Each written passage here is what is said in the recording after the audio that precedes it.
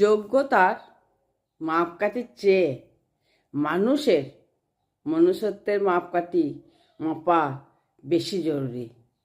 কারণ যোগ্যতা থাকলেই যে একজন মানুষ ভালো হবে এর কোনো নিশ্চয়তা নেই। যোগ্যতা থাকলে সব মানুষ কি ভালো হয়? হয় না। কিন্তু একজন সত্যিকারের ভালো মানুষ, সত্যিকারের ভালো মানুষ, যার ভেতরে মানবিকতা, সহানুভূতি আর নৈতিকতা আছে, সেই মানুষটা শেষ পর্যন্ত সব জায়গায় যোগ্য হয়ে ওঠে। সত্যিই তাই। যাদের ভেতরে এগুলো থাকে না, তারা সত্যিই যোগ্য। আর যে লেখাপড়া শিখলেই যে যোগ্য হয় আর না লেখাপড়া শিখলেই যোগ্য, এইগুলো শিক্ষিত অশিক্ষিত বলে কোনো ইয়ে হয় না। যার ভেতরে মানবিকতা, সহানুভূতি, নৈতিকতা আছে, এগুলো লেখাপড়া শিখলে যে হয় সেটা হয় না। তাই যোগ্যতার মাপকাঠির চেয়ে মানুষের মনুষ্যত্বের মাপকাঠি মাপা বেশি জরুরি। আর যারা আমার গুরুত্ব দেওয়াকে আমার দুর্বলতা ভেবে বসে, যারা অনেকে আমি যাকে গুরুত্ব দিচ্ছি তারা আমার এই দুর্বলতাকে না ভেবে বসে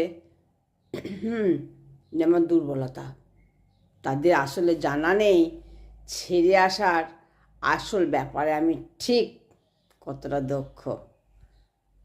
তারা জানেই না আমি মানুষকে ভালোবাসি, আবার সম্মানও করি, প্রচুর সুযোগও দিই। কিন্তু এর বিপরীতে যখন তারা আমাকে শূন্যতা ফিরিয়ে দেয়, আমি ঠিক তখন সেই মানুষটাকে মুক্ত করে দিই। আমার ভালোবাসা মায়া আছে। মানুষ কোথায় হইলাম, কই আমরা আর মানুষ হতে পারলাম যদি অন্য মানুষের জন্য মন না পড়ে বা কষ্ট দুঃখ হয়, কারোর মৃত্যু সংবাদ শুনে যদি হৃদয়ে ব্যথা না হয়, তবে আমরা আদৌ মানুষ হতে পেরেছি? কখনো পারিনি। মানুষের অবয়ব বেঁচে থাকার কোনো মানেই নেই।